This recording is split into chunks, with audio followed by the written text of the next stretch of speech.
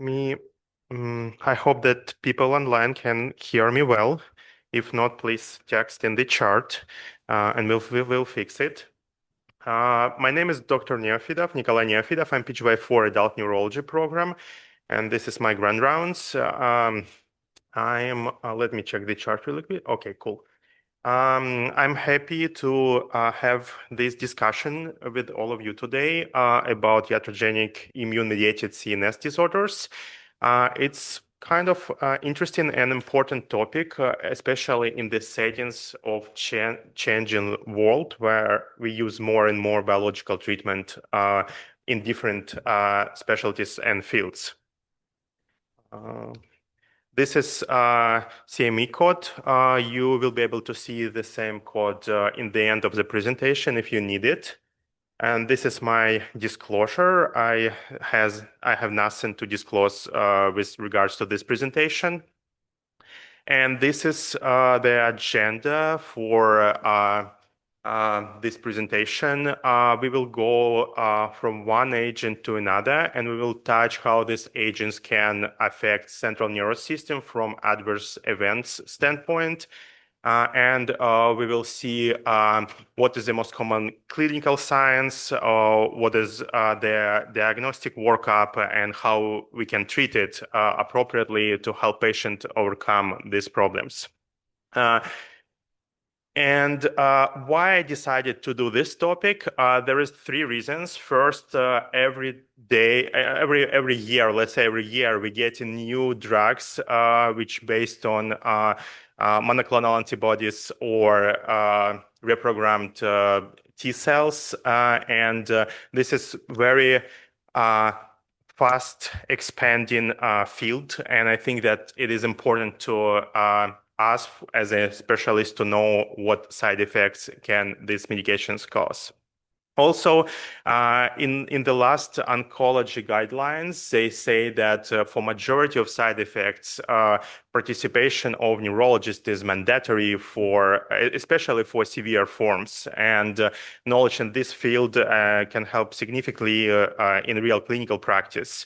And in the end, I think that the future belongs to biological treatment because monoclonal antibodies and T cells are more flexible and have a lot of advantages in comparison with classic chemical agents. And I think that more and more fields will be involved in this process with time.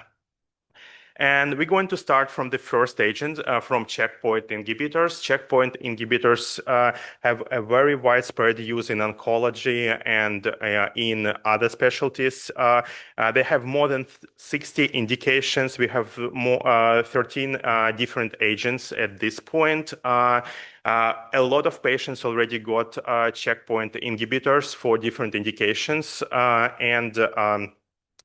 the main mechanism of checkpoint inhibitors, they just suppress Treg cells, and they allow immune system, especially T cells, to attack new targets, to choose and attack new targets. They literally take all breaks from T cells and let them to attack their targets.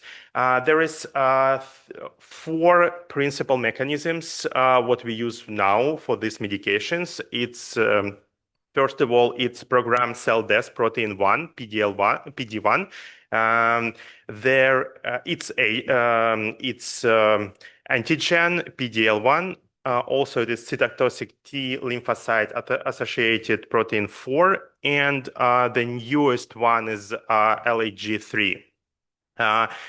And how checkpoint inhibitors can provoke disorders in central nervous system. There is some mechanisms behind this.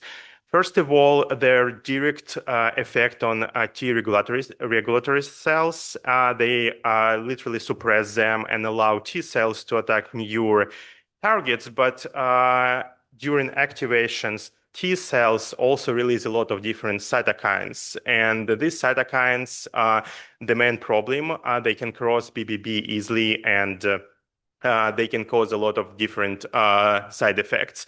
Another mechanism is the fact that the targets for T cells also and for monoclonal antibodies also express on the central nervous system cells, and this cross-reactivity can cause some problems.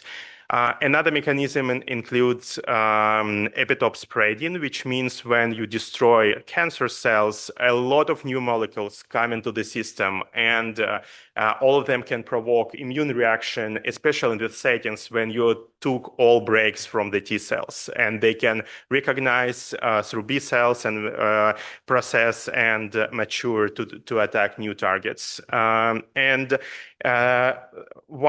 One more mechanism, it's molecular mimicry, which means that a tumor is very abnormal tissue and it can express literally a variety of proteins, including proteins which can be expressed by normal tissue and cause some cross-reactivity between these antigens and monoclonal antibodies and T cells.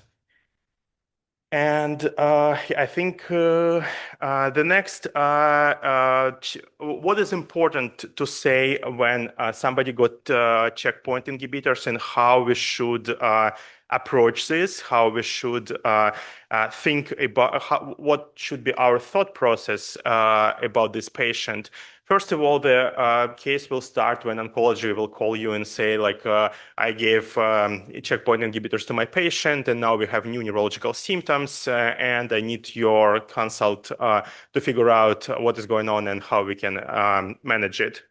First of all, you should think about the timing, because the majority of side effects from checkpoint inhibitors usually happen during the first 6 months. If it happens during the next 6 months, like from 6 months to 12 months from a checkpoint inhibitors administration, it is less common, but still possible. If it happens after 12 months, it's very unlikely, but like if you will search in the literature, you probably will find cases. You still need to be cautious, but you should have very strong evidence for this if you want to call it. Officially, it's called immune-related adverse events, neurological immune-related adverse events. You can see this abbreviation in second line in the factors. It's IRAES, immune-related adverse events. After you decided that it fits timing for adverse event from checkpoint inhibitors, you should proceed with, you need to decide it's central nervous system or peripheral nervous system involved. And if it's central nervous system, there is 4 main forms of adverse event. First is meningitis, encephalitis, demyelinating syndrome, or vasculitis. And then you need to proceed with official classification. This classification is from guidelines. You need to decide what kind of syndrome you have. You need to decide this is brand new or this is exacerbation of previously existing disease. You need to be sure what is severity, because severity will affect your decisions regarding current checkpoint inhibitors treatment and also about your actions. You need to think about what antibodies can be associated with this. You need to think about what other neurological issues patients have, and you need to think what how much you're sure that it is related to treatment, what was done. As I said, speaking about pre-existing neurological disorders, a little more detailed. If it's mild, well-controlled, and non-autoimmune neurological disorder, probably you don't need to do anything before treatment. But if it's immune-mediated or systemic autoimmune neurological disorder, you need to have additional assessment to discuss with patient risk and benefits, to set baseline, and to maybe even change treatment for this autoimmune neurological disorder to fit treatment with immune checkpoint inhibitors. There is some hints from patient clinical status for you, how you can decide this is really adverse event or this is something non-specific. If somebody already has myocarditis as a side effect from immune checkpoint inhibitors, the probability of CNS-related adverse event is higher, because we already know that this patient immune system already attacks everything. And the same thing about overlapping syndromes. If somebody has meningitis, there's high chance you will find encephalitis, you will find vasculitis, and like it's literally attack to everything.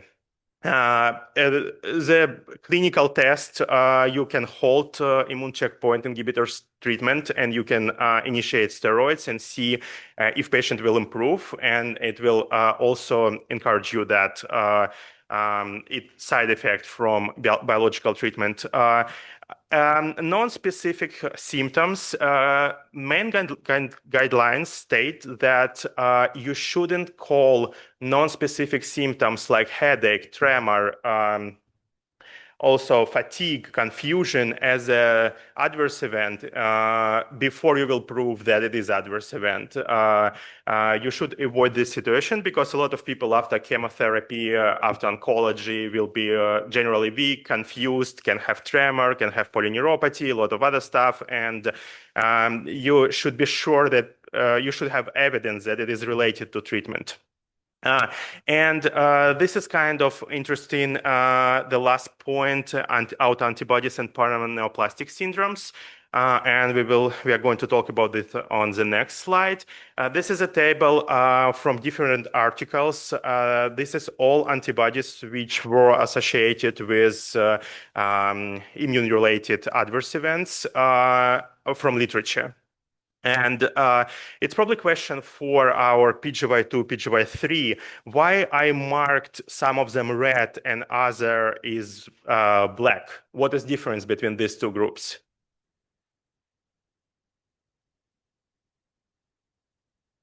Red immune antibody, this is cell surface antibodies. The antigens for them located on the cell surface, and other antibodies is intracellular. It's very important to know because treatment is a little different. For cell surface antibodies, we usually use rituximab. It's super effective. But for intracellular antibodies, rituximab may be less effective. And in this case, we need to think about agents like cyclophosphamide.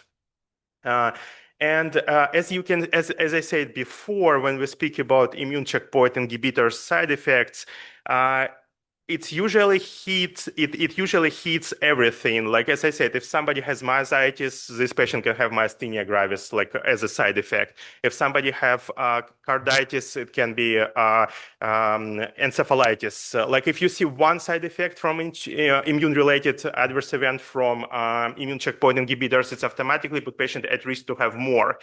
And combination of CNS and PNS involvement is very common. It's not uncommon when we speak about like classic paraneoplastic syndromes from the tumor or any other autoimmune conditions, but it's super common if it's adverse event.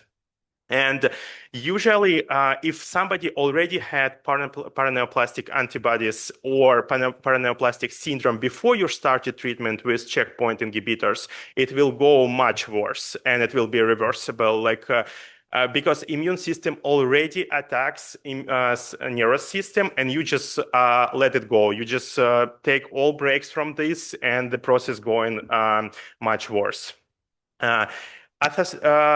In one study, among 24 patients, they found only 6 patients with classic paraneoplastic association, which means that antibody can be produced literally to everything. And in my chart, you can see this UNA in some lines. It means non-identified antibody, which means they found antibody, but it's we don't have name for them. We don't know like what kind of antibody it is. And as I said before, if it happened, the disability and mortality much higher than in natural process.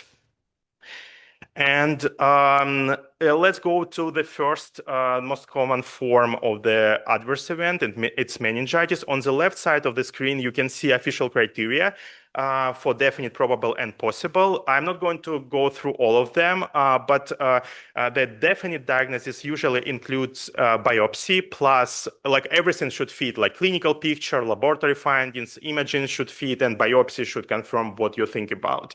Probable usually is the same, but except biopsy results, and possible when you just have symptoms and you have some supporting findings, but it's not like all of them. And the most important thing, speaking about meningitis and encephalitis, you need to do brain MRI with and without contrast. And per recommendations, MRI should be done before lumbar puncture because lumbar puncture can cause false positive enhancement in meninges. It's probably my mistake. A pituitary protocol should be in encephalitis, but we still can talk about this now because you need to add pituitary protocol to your MRI because the agents, which is CTLA4 target, this antigen expressed on pituitary gland a lot. And when you give these agents, you can have hypophysitis. And LP predominantly serves to rule out differentials like infections, and infectious disease team should be involved. And other stuff. This is honestly what we usually do. It's nothing new for you. And I even didn't put differentials here because I expect that you can give me better differentials than I can give to you because it's like our daily activity. The next common adverse event is encephalitis. The principles in the criteria is the same. Definitely includes everything, including biopsy. Probable without biopsy, but all other stuff fits well. And possible it's just your suspicions without real evidence. In this case, you also should include MRI of the spinal cord because more for myelitis and encephalitis. And as encephalitis usually presents as a confusion, altered mental status, the workup for altered mental status, what we usually do, also included in this workup plan. It's like metabolic evaluation. We check ANC2, ANS2 for encephalopathy, EEG in case patient has seizures. When you're doing this, just don't forget to put TPO and thyroglobulin antibodies. It's pretty common, and it can be the reason that why patient has. And if patient had it before asymptomatic, after treatment with checkpoint inhibitors, it will be worse. And it's interesting about uncommon tests about CSF cytokines panel because it looks like that we have specific cytokines. It's TNF-alpha, IL-1, 6, and 8, and different combination of levels of these cytokines can give you hint this is infection, tumor, or septic meningitis. We don't use it a lot, but I think in difficult cases, it's appropriate to try. The next type of side effect, it's demyelinating. And again, the criteria is the same. I'm not going to repeat, like biopsy for definite, probable, everything except biopsy, and possible your suspicions. Here, just don't forget to order demyelination workup. The labs like B12 copper, HIV, it's more for myelopathy again than for brain involvement. And I just want to remind you that CSF MOG antibodies can be positive in 10% of patients with MOGAD when serum antibodies is negative. You always should think if you're highly suspicious for MOGAD, you should check antibodies in the CSF with serum. Other assessment like ophthalmology assessment, evoked potentials, and JC virus, this is a general approach for demyelinating disorders in general practice. This is some articles how immune checkpoint inhibitors can alter course of the multiple sclerosis. It's very important from some points. First of all, it's important to know to inform your patient about the risks and benefits when you have discussion or somebody had discussion about checkpoint inhibitors treatment. And second, previously all patients with multiple sclerosis were excluded from clinical trials for checkpoint inhibitors. We don't have a lot of data from official clinical trials. And these two studies can give us some hints that it was wrong decision. It's interesting because, as we already know, checkpoint inhibitors will deteriorate a majority of autoimmune conditions, but it looks like that there is no big effect on the multiple sclerosis.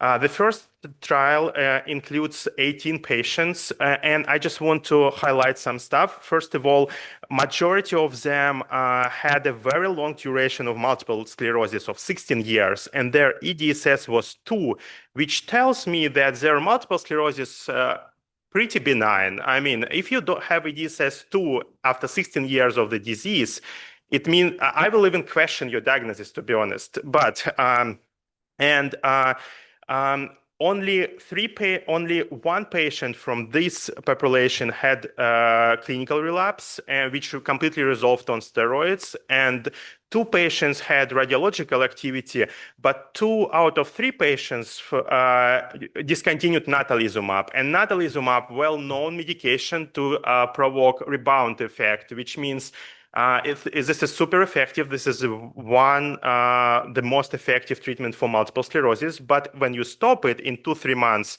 you can have relapse or disease activity reactivation because your lymphocytes will go to your brain super fast, and it can cause disease deterioration. But looking at this, I would say that there is no dramatic deterioration or dramatic disability among these patients.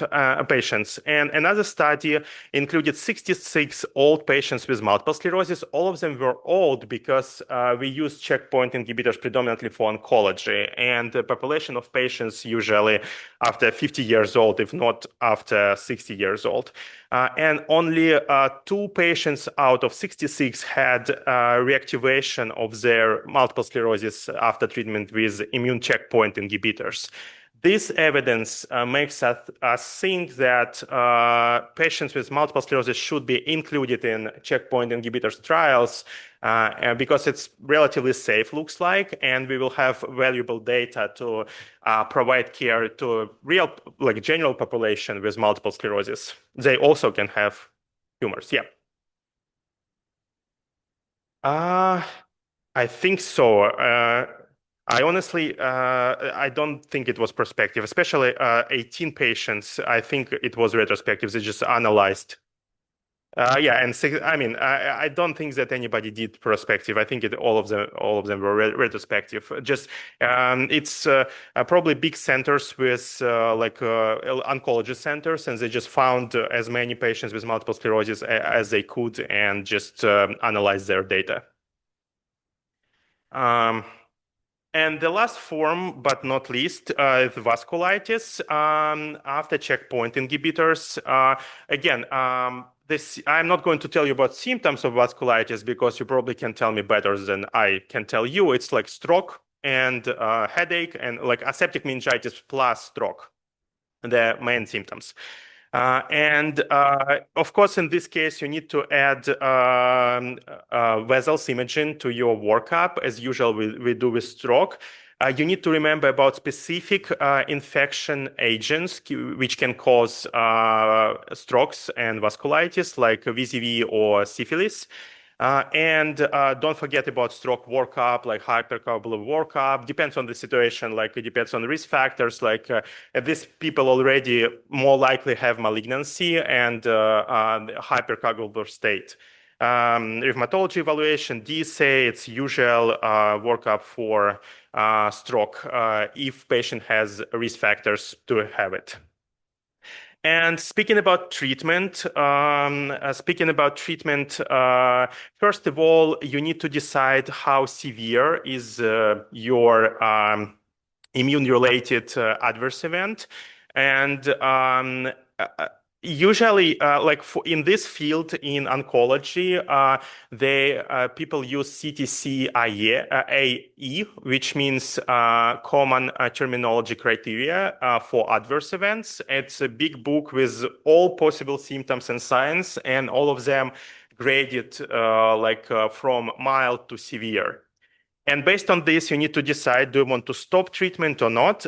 If you have grade 1, for example, if I remember right, for LFTs, grade 1 is less than 2 times elevation, you can continue monitoring and continue treatment. If you have grade 2 for LFTs, I'm using LFTs because it's most common side effect in clinical trials, and I remember this well. If it's from 2 to 5 folds, for LFTs, if you have grade 2, you should hold treatment and start side effect treatment with steroids, and you can re-challenge immune checkpoint inhibitors again when you will go back to grade 1, or when when prednisone dose will be then less than 10 milligrams. Daily. And if you have grade 3 or 4, you need to discuss with patient risks and benefits of re-challenge, and think about this a lot, like, because 3 or 4, it's severe side effects. And in all cases, neurologists should be consulted, especially with grade 3 and 4. This is what guidelines say. Yeah.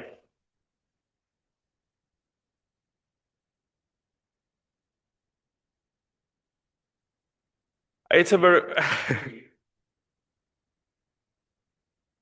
we will go to the uh, yeah, I think it's better developed for CAR T cell therapy. I will show you how we will grade severity in CAR T cell therapy. Yeah, but in CTCIE, I think that I'm not sure.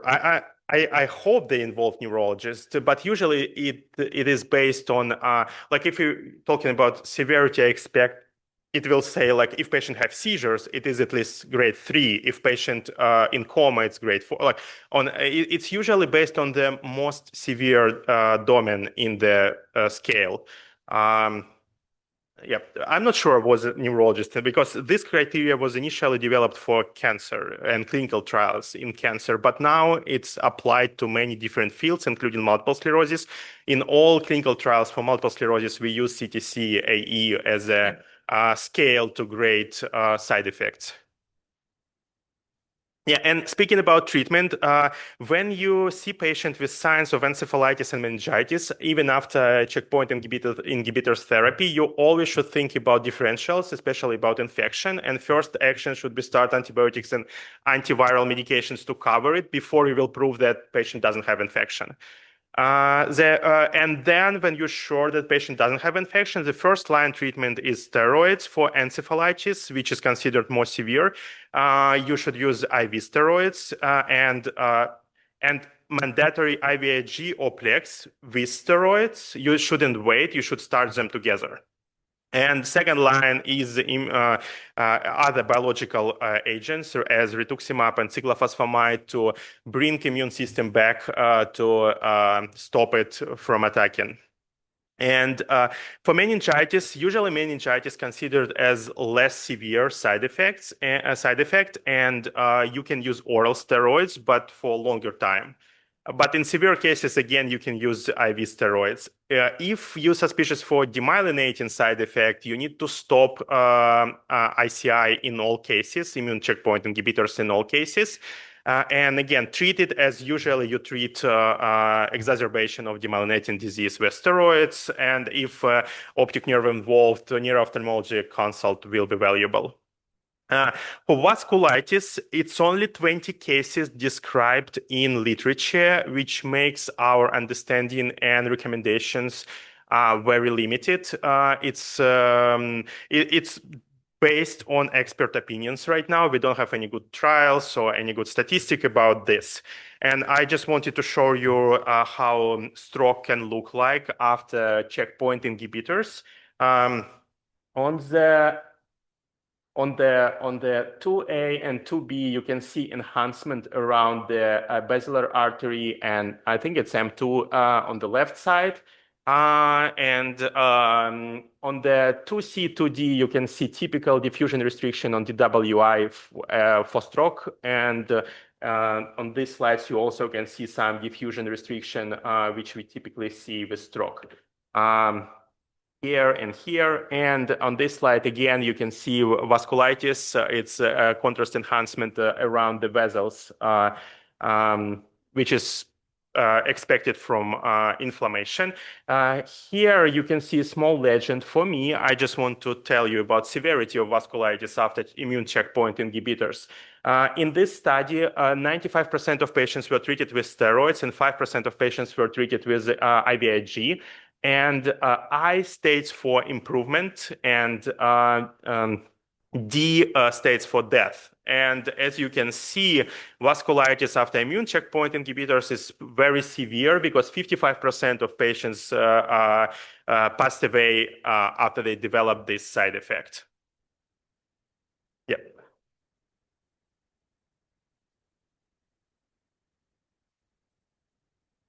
DWI and ADC correlations because yeah, it is dark on ADC when it's stroke, and it's bright on ADC when it's multiple sclerosis or other demyelinating disease.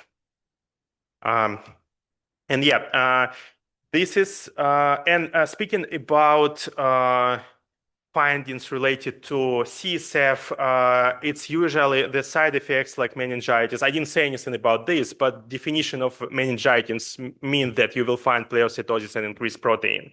Definition of encephalitis means that you will find lesion in the parenchyma. And what is interesting in this study with vasculitis is 64% of patients had pleocytosis in CSF, 52% had increased protein, and 12% of them had OCB, which means that in some cases, especially if you know that patient had immune checkpoint inhibitors during the last 6 months, it's reasonable to do lumbar puncture, even in stroke case, just to prove that this stroke can be immune-mediated.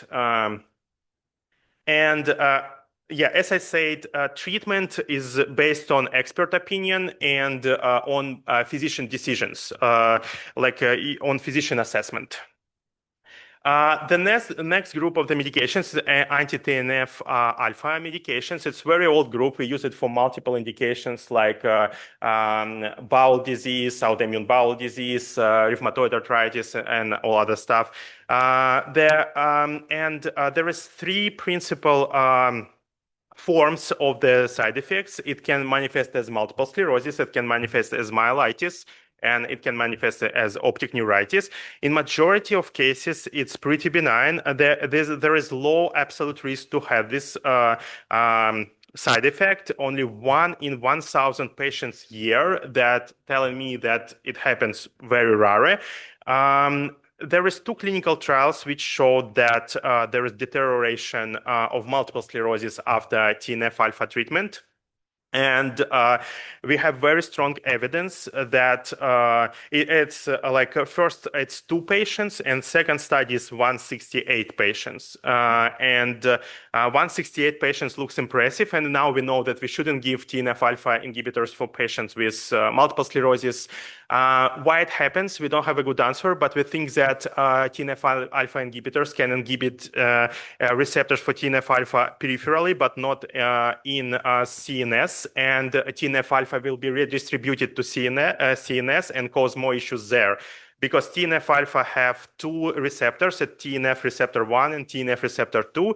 And TNF receptor 1 is responsible for inflammation, and TNF receptor 2 is responsible for remyelination or even like anti-inflammatory effect.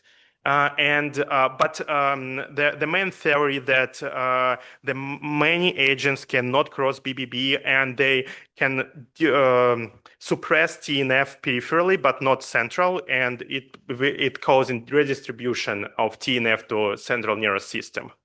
And yeah, the outcome, this can happen from 3 days after therapy to 6 years after therapy, and very long time. And treatment as for usual demyelinating disease, and you need to follow a patient. If patient have only 1 episode, it's fine. We're happy patient doesn't have multiple sclerosis because there is no dissemination in time.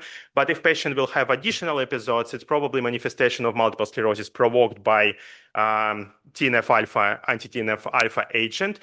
It raises some questions. Maybe TNF alpha cannot cause multiple sclerosis. Maybe they can just provoke pre-existing multiple sclerosis, because, as you know, multiple sclerosis can exist long time without clinical symptoms, and if patient already have had multiple sclerosis before treatment, it will just manifest with these medications. It's a very good question. They really cause multiple sclerosis, or they just provoking pre-existing disease? And another type is post-transplant autoimmune encephalitis. It's interesting topic. We don't have a lot of data. This is the main articles. Probably we can find some more, but this is different patients from different clinical cases. Some of them got solid organ transplantation. Some of them got hematopoietic stem cell transplantation. It's very good question that this was caused by by transplant or by previous preconditioning, because during preconditioning all of them got a lot of chemotherapy, and it's probably caused some disbalance in their immune system between T and B cells, because the majority of chemotherapy are targeting T cells but not B cells. And these patients predominantly for their adverse event, they were predominantly treated with B cell therapy, and they improved, which means they probably had preconditioning with chemotherapy. Their T cells were suppressed, but their B cells weren't. Then they developed autoimmune adverse event, and then they were treated with anti-B cells agent, and balance was restored, and the autoimmune condition was treated. It's interesting theory. There is some other theory. First of all, when you're doing preconditioning, you're breaking your self-tolerance, and another theory why it can happen. Another theory is that in some of these patients, they found direct signs of infection in the CSF. In some of them EBV, in some of them HHV6. It was among children, and maybe infection agents. We well know that infectious agents can change reactivity of the immune cells in multiple sclerosis, for example. And this may be another reason why this patient developed autoimmune condition. Maybe infection played some role in this. And the last possible, but still on the table, maybe they got this autoimmunity from the donor. We don't have a good evidence about this, but this is still on the table. Another type of immune-related adverse event is what is called tumor inflammation-associated neurotoxicity. I think that if Dr. Sarai would be here, she would call it pseudoprogression after treatment. And there is two main mechanisms. First, I think that the first mechanism directly related to inflammation and edema after treatment, because you destroy a lot of cells, a lot of cytokines released. It's provoked inflammation in the site, and the tissue around the tumor can be swollen, and it can cause mechanical obstruction of the CSF pathways, and it can cause increased intracranial pressure. Another mechanism, it's pretty the same, like a lot of cancer cells destroyed, you got a lot of cytokines, and they provoked dysfunction in neurons and support cells around the tumor lesion. And in this case, you will see focal deficit. It will be like dysfunction of the neuron cells around the tumor, and the deficit will be directly related to the location of the tumor. You need to remember, we didn't talk about ICANS yet, but ICANS, this is global dysfunction. This is not focal. If you see something focal, it's less likely ICANS. And we're going to the last part of the presentation. This is CAR-T therapy. CAR-T therapy is very promising therapy. And the main, what is CAR T? This is chimeric chimeric antigen, which means we can reprogram our T cells. We can give them new mRNA, and they can get new proteins and new receptors and antigens on their surface, and they can find new targets or serve a different way, considering what we want to do. And this is just example. This is 12 patients with NMO, neuromyelitis optica, and you can see how many relapses, blue arrows, red squares, all of these relapses of neuromyelitis optica they had before treatment, and you can see how they were doing after treatment, which is looks amazing. It's very, very early stage, and of course, CAR T therapy associated with some side effects. But I think that multiple sclerosis, NMO, MOGAD will go to this direction eventually. This is a patient with MOGAD. Again, you can see how many relapses this patient had before treatment and how many relapses they have after treatment. It looks like miracle for patients with aggressive or highly active demyelinating disease.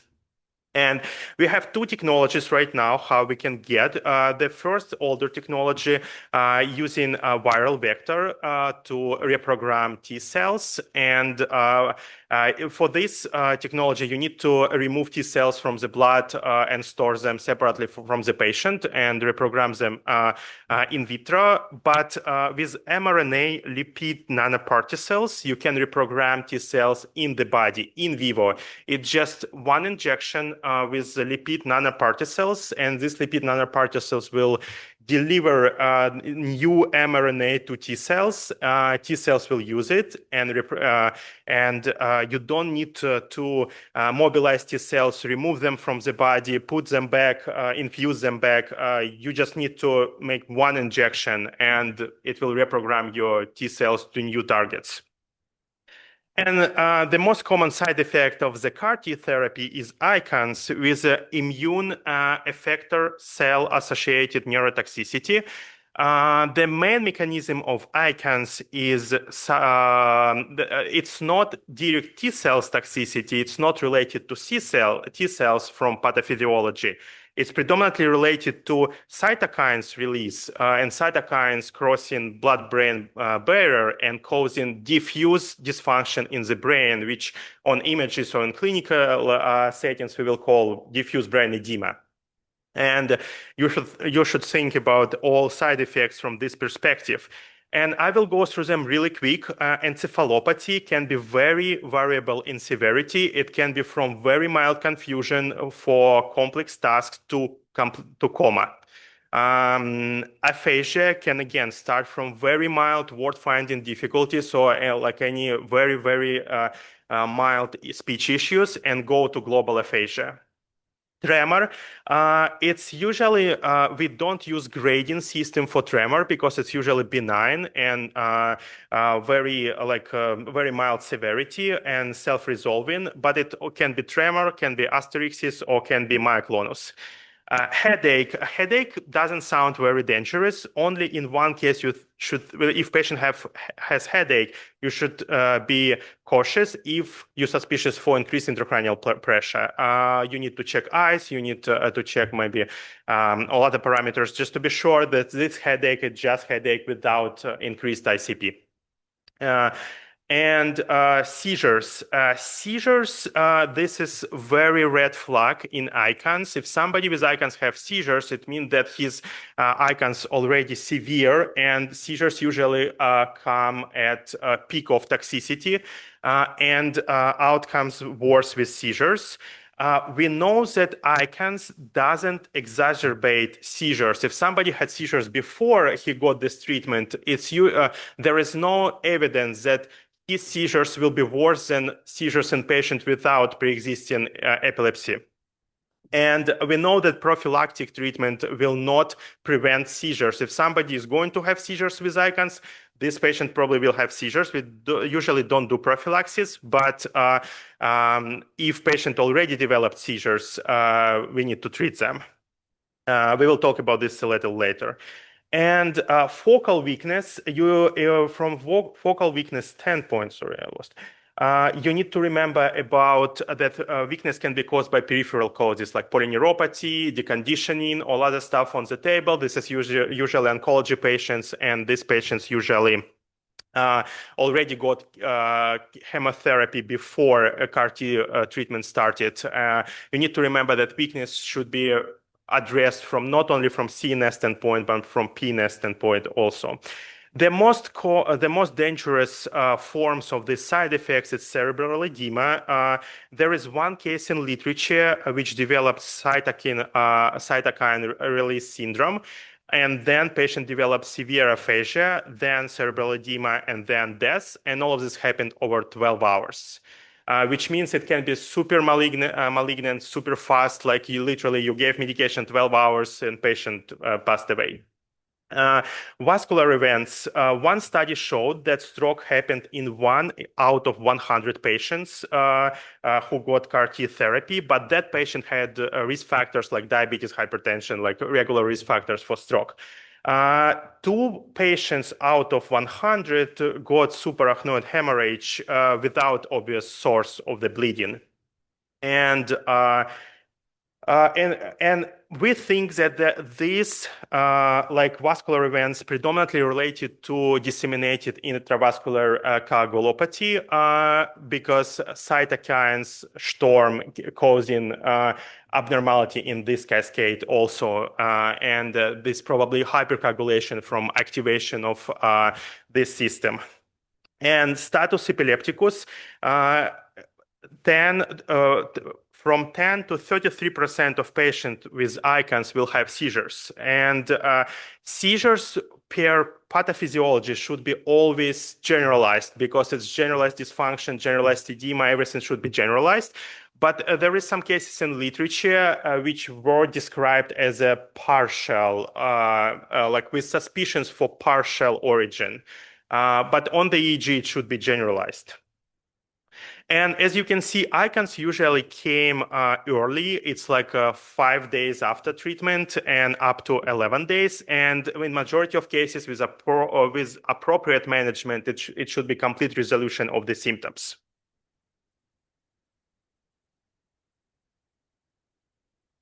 Yeah. Oh, yeah. And this is, thank you. And this is representation like in time. You can see how icons usually go. You can see that the majority, like this is the more dark color means more severe toxicity. And you can see that severe toxicity usually happens from 7th to 14th. And this is products what we have right now for CAR T therapy. Where is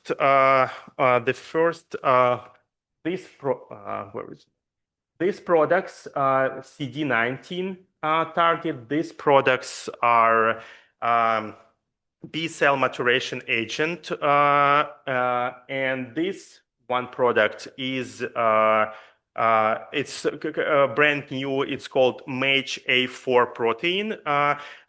This used for sarcoma treatment, this used for multiple myeloma treatment, and this used for lymphoma treatment based on their mechanism of action. And this is obviously ICANS incidence on this after these medications. You can see it's varies from like 2% to 60%. Predictive risk factors for ICANS. I separated them to 2 different columns. First column is predictive factors, which means if you see patient with very severe cytokine release syndrome after treatment and all inflammatory parameters are elevated, there is a high chance that patient will have ICANS. Etiological risk factors related to tumor burden, type of malignancy, and type of treatment what you're giving to the patient, and also pre-existing autoimmune disease. And this is what Dr. Brown asked me about. This is how we will grade ICANS severity. We use 2 different scales. First, you need to go to ICE scale, and as you will give points for different domains, and the lower scale means more severe case.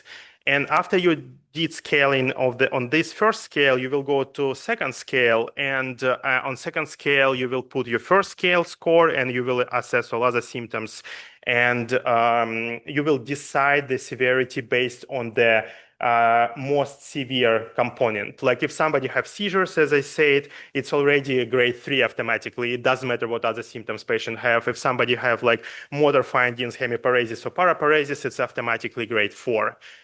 It's usually based on a more severe domain. And this is usually you cannot see icons on MRI. 80% of MRI will be normal with icons.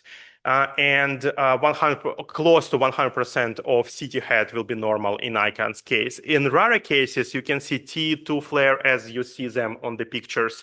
You can see DWI changes, contrast enhancement, multifocal microhemorrhages, and diffuse edema. After icons is over, all MRI findings should resolve also. It's kind of benign. It's more functional than structural.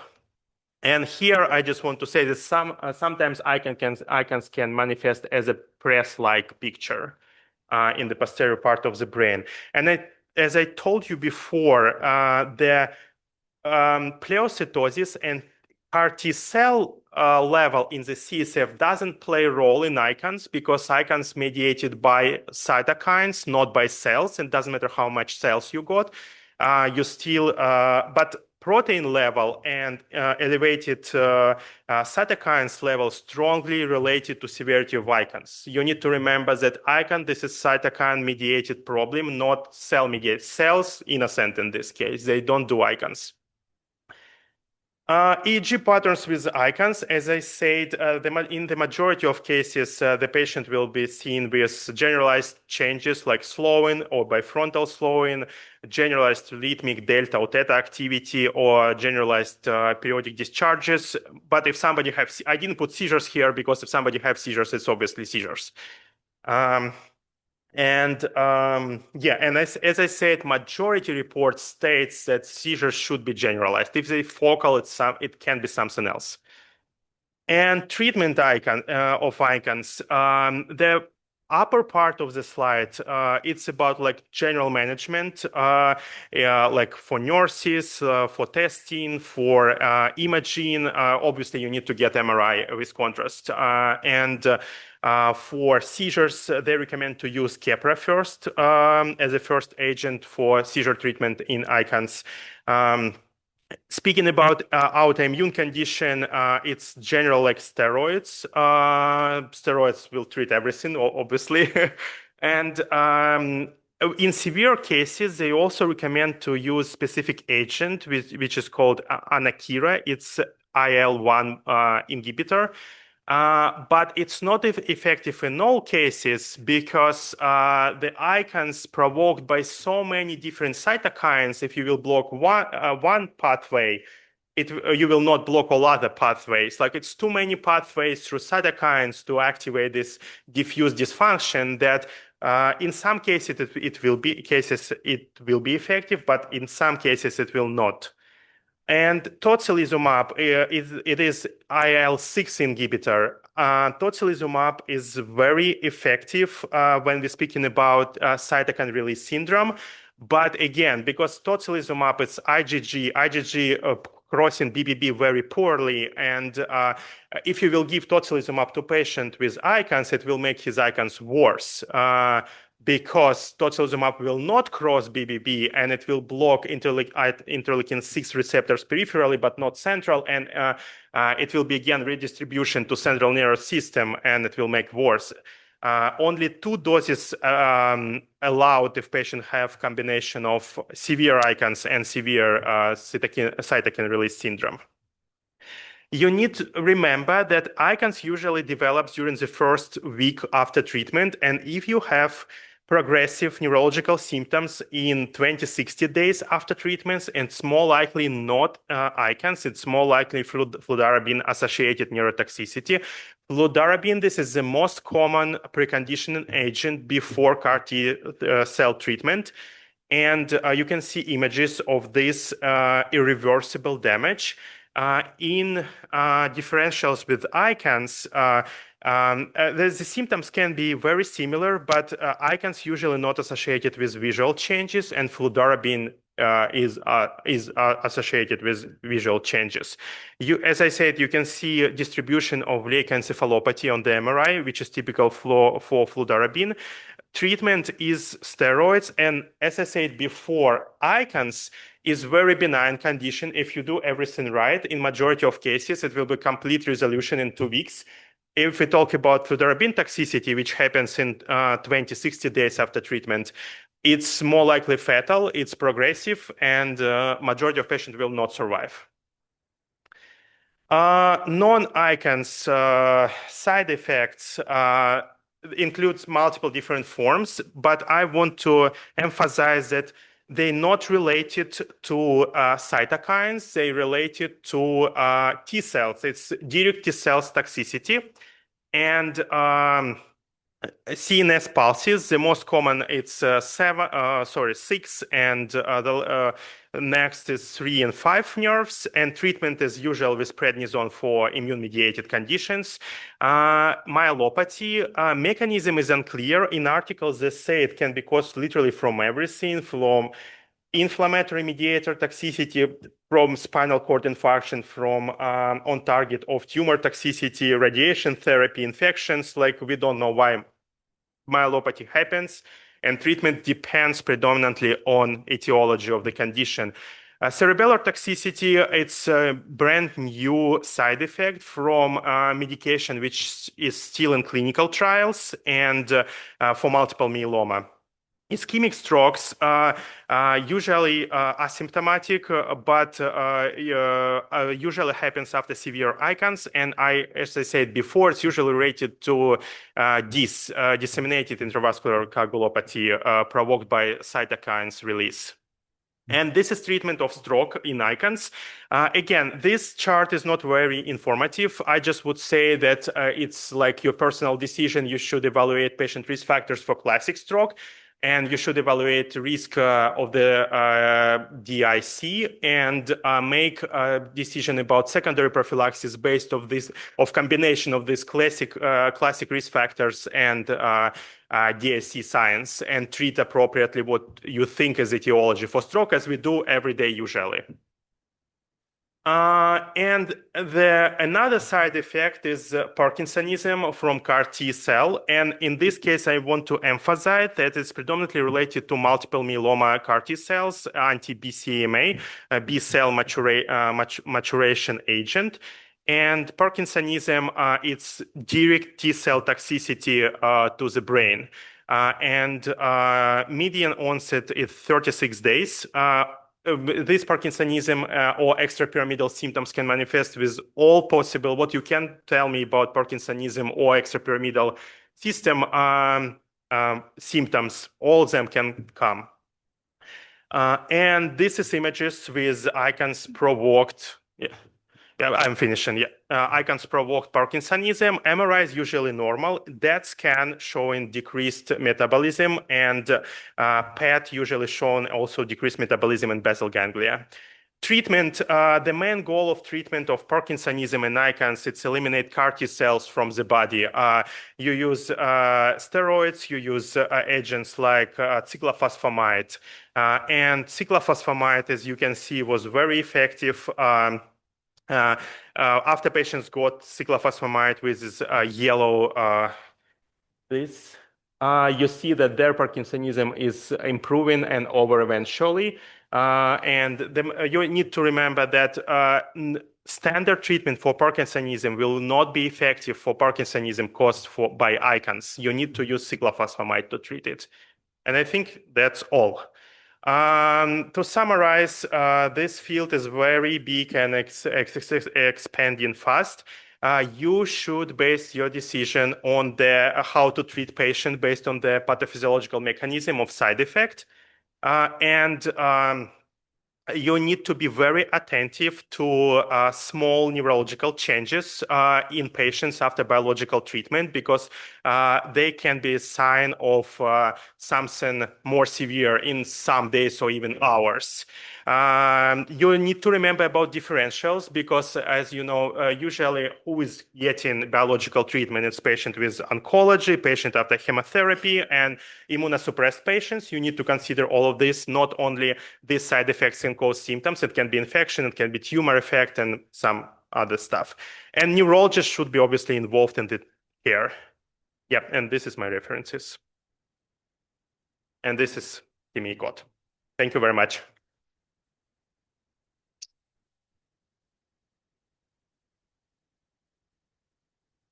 Thank you.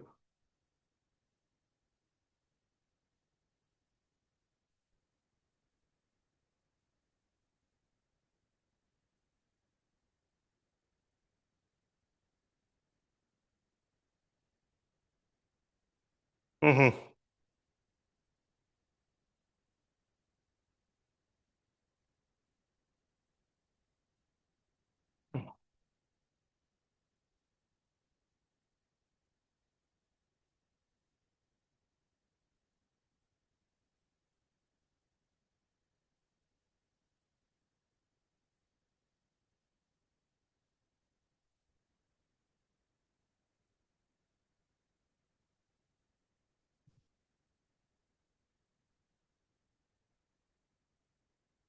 Mhm.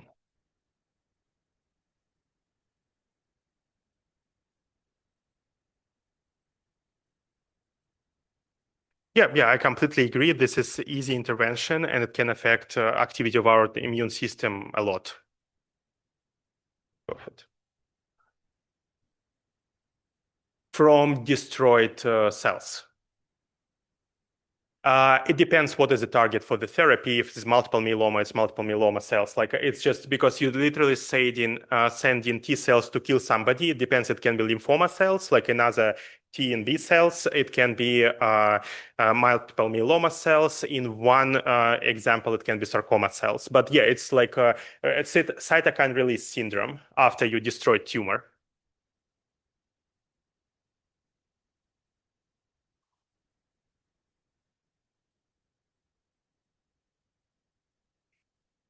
Mhm.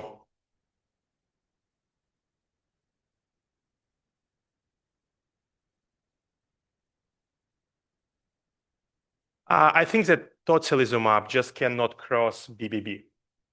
Effectively. This is my thought about all monoclonal antibodies. They cross in BBB very bad because all of them honestly IgG, and we know that IgG can cross but very poorly. And this is why CAR T cells have much more advantages than monoclonal antibodies because they can go everywhere. T cells can go everywhere. They can kill multiple sclerosis or autoimmune disease like in bone marrow, in lymph nodes, and brain, everywhere. But monoclonal antibodies can, but very limited, go to these locations. Mhm. Tocilizumab was effective for NMO, and again, as I said, but the problem with NMO and multiple sclerosis, especially in acute inflammatory phase, all inflammation coming from peripheral blood, and when you kill immune cells in peripheral blood, you're treating the disease not directly, but through these mechanisms. And again, they can cross, but not very good. Yeah, Nathan.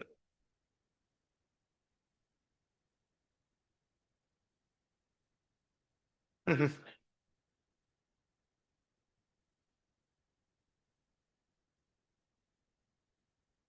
Mhm.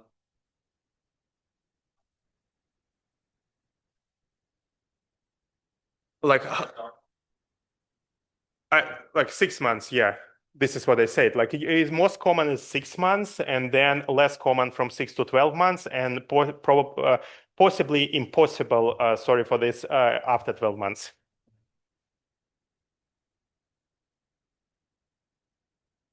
Oh yeah. It's like first 6 months at any point.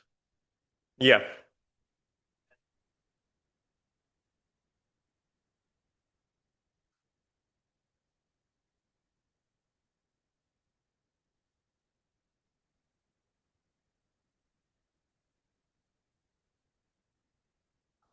Mhm.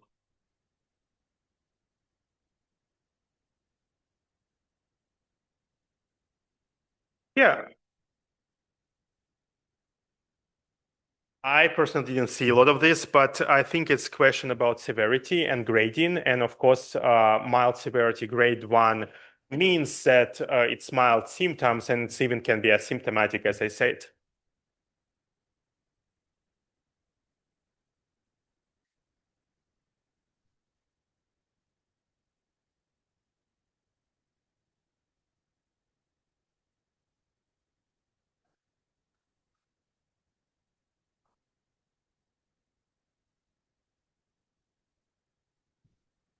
Yeah, I think that a decision about treatment based on severity, and if you don't have like, if it's like even grade 0, no symptoms, it's a good question. Should we treat it or not? Mhm.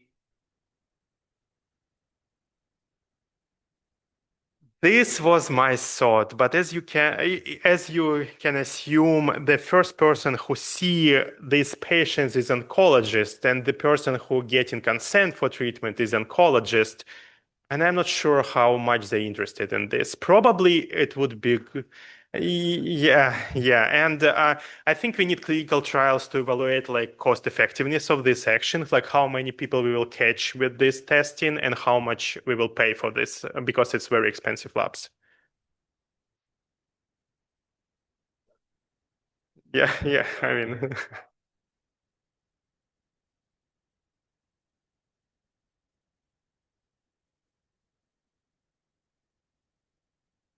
uh,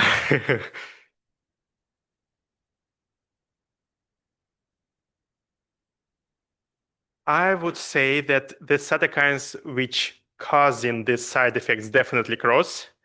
And but I'm afraid to think how many different cytokines we have in our body. Like it's least probably include a lot of different cytokines. And I don't have answer to tell you like 30 cross and 20 not. But it's the mechanism depends on them. Yes. Okay, thank you very much. Thank you, Doctor. I'm gonna step here and say another wonderful lecture from Nico. Nico was unable to attend our graduation. As you all know, Friday he was bravely covering hospitals. So I'm gonna take these minutes and embarrass him just for a few seconds here. I want to present him the diploma. I've known Nico since that's his graduation diploma. I've known Nico since 2022, March 18th. I have a text message to him during one of the well, um, the match results came out, and we started shipping papers to him so he can come here as soon as possible. He's going to Cleveland for a 2-year research fellowship in neuroimmunology, hoping to be able